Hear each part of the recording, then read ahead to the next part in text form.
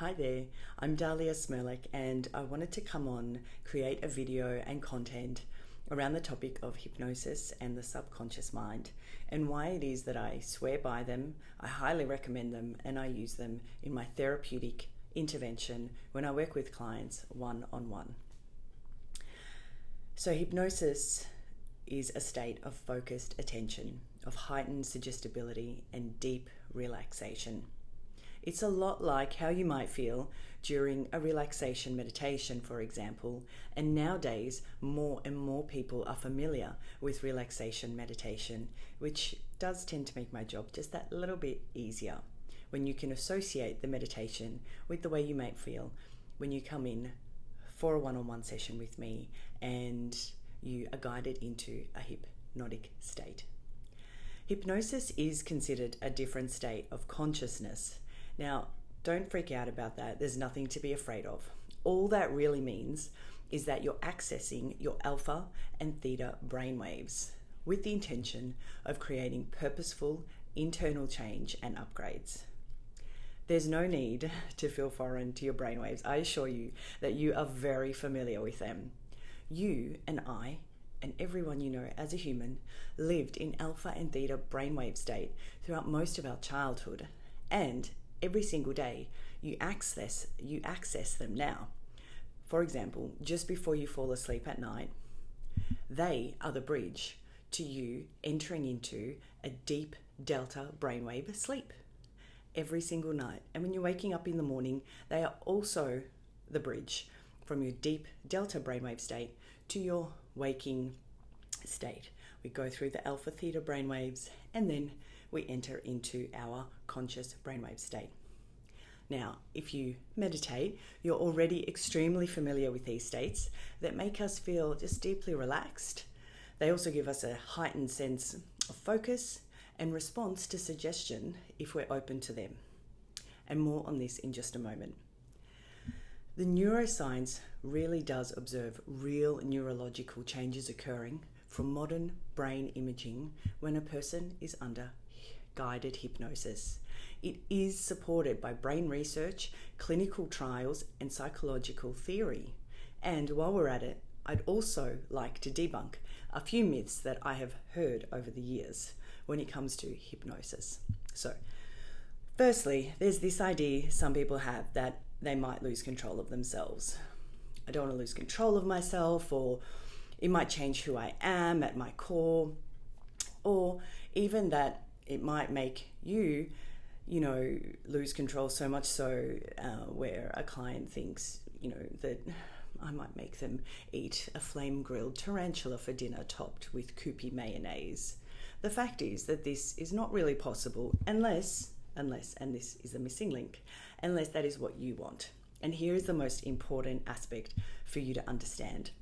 In a guided therapeutic hypnosis, the process is very cooperative. It requires the client's consent and engagement, where the client will always act according to their values. That means that not me and not anyone else can ever make you diverge from that. You will consistently act according to your values, what you consent to and what you engage with. And you fundamentally and most importantly, continue to exercise your own free will. So losing control of yourself and who you are at your core is cancelled. You can cancel that. It's not real. It cannot happen. On the contrary, however, hypnosis with my clients leads to them feeling far more deeply in tune with their core essence and leaves them with a sense of mastery of themselves, which is really, really exciting. So it's a huge value add, and there's never, from my experience, anything my clients have lost except beliefs, behaviors, and emotions that no longer serve their well-being in some capacity. And the other myth that I've heard a little bit over the years is, it probably won't work for me. I can't be hypnotized. I'm too smart for that. I mean, they don't always say I'm too smart for that. But any of these things where it just won't work for me. The science has shown that intelligence and strength of character do not determine susceptibility. On the contrary, all the clients, I dare say, that I work with are extremely intelligent and successful in most areas of their life. So believing that it won't work for you is not something that I have ever experienced with my clients. And again, it brings me back to the first point I made, that it is your will alone, coupled with your intention and your focus, that is what makes us successful in this hypnotic state. Heightened focus. So if you want to upgrade your internal operating system, the process will serve you very, very well. Hypnosis is a great way to do that. When we use hypnosis in a session with a clear, purposeful intention, it activates the reticular activating system and nervous system to meet and manifest what it is that we require. You see, when we set an intention in our mind, otherwise known as a purposeful decision, when you make that decision that this is what we're going to do, that gets further reinforced by speaking it aloud. Add to that the power of two, that is me and you, the two of us. We are activating your nervous system to make that happen, to make it manifest, to make it be, and to do it. I've never met with a client who was unable to obtain the root cause reason of their presenting issue and create positive changes in their life in one way or another. Guided and self-hypnosis and guided and self-meditations are accelerated ways of changing the adult mind. Two things come to me when I say that, and I realize that some of you may have these questions. One, why on earth would you want to change that? Why would you want to change your adult mind that governs only 95% of how we operate in very simple terms? And two, why do I refer to the adult mind? I'll expand on these now. Firstly, why would you want to change anything in your mind as an adult at all? You want to not only change, but mainly, upgrade. You want to upgrade parts of your adult mind and your subconscious operating system, because I'll just tell you, it was developed and installed by the time you celebrated your 8th birthday. Let me put this into perspective. For those of my clients who now, at the time of me making this video, are 40 human years old, if you're 40 human years old at the time of me making this video, you've been subconsciously operating on a system that was more or less created from the mid-1980s through till the early 90s. So I have a prompt for you. Would you still be using the same technology from the late 80s today? Would you still be using the old brick-sized Nokia mobile phone that only could make and receive phone calls, text messages, and had an alarm system on there? What about that huge desktop screen that everyone used to have in the late 80s and early 90s? Would you still be driving a vehicle that was created then? Would you be watching free TV on that huge old television that used to be in everyone's homes? And would you still be keen to walk into an internet cafe just to check your emails when you were on holiday? Add to that, when your internal subconscious operating system was developed, it was developed by you and you alone. What do I mean by that? You were the sole engineer behind the development of most of your subconscious mind. And yes, I assure you, you are and were absolutely brilliant and wise.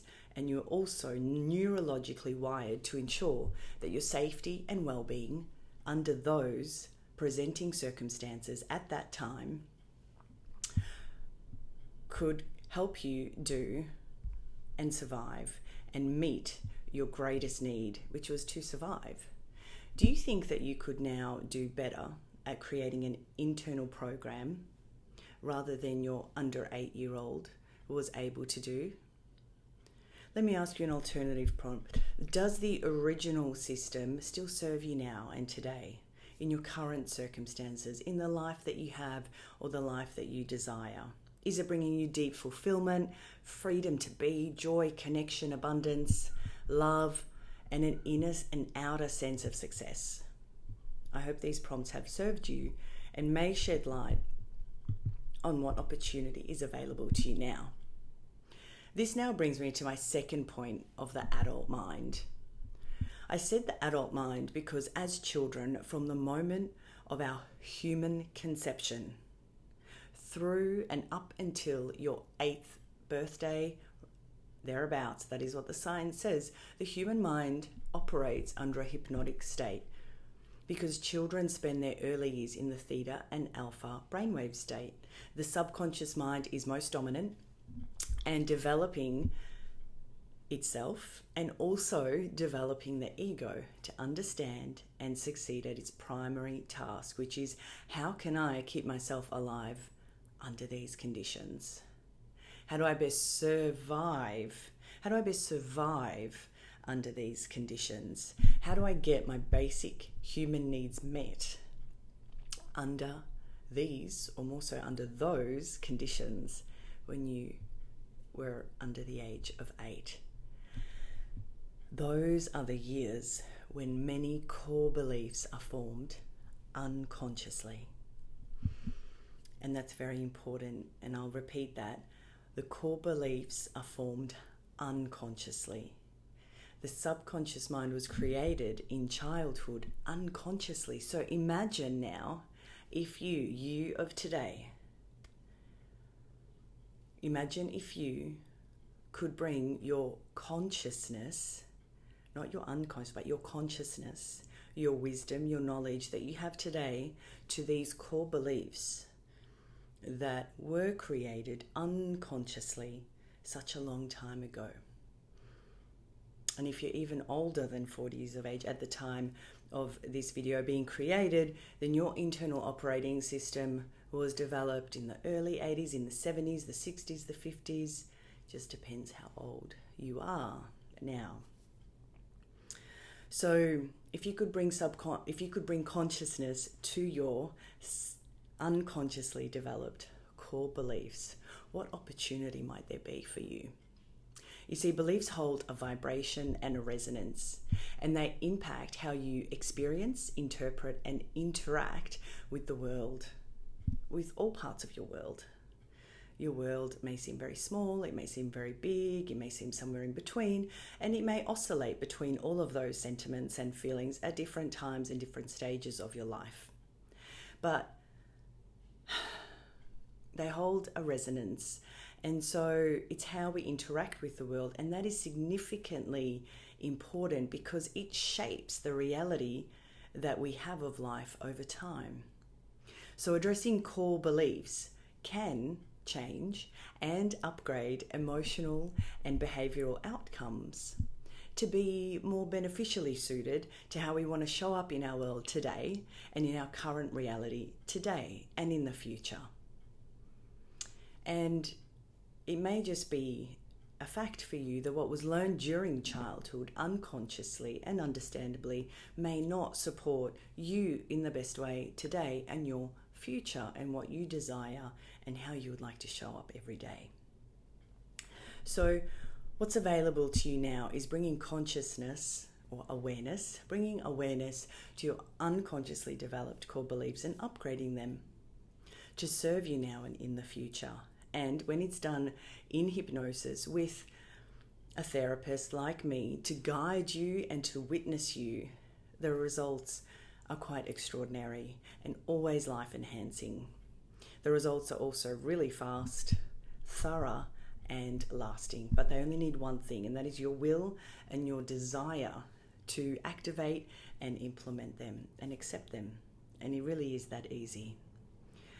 Thank you for viewing. If you like this video and if it served you, if you found it helpful, if it resonated, if it was educational or insightful in some way, please drop me a few words below. I'd love to hear what you thought, what you think, how it served you.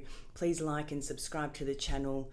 A lot more valuable content is going to be dropped in this space every week, and I'd like to know what you think of it. And if you'd like to know how to work with me, please check out the links below. I work one-on-one with clients globally to ensure their mental and emotional well-being is enhanced, is improved, and so that has a beautiful ripple effect over all areas of their life. I also have an original offering called Your Unique Soul Blueprint, the night you were born, the stars you were born under, which allows me to share one of my gifts and passions for a very long time now. So thank you for viewing, and I'll see you soon.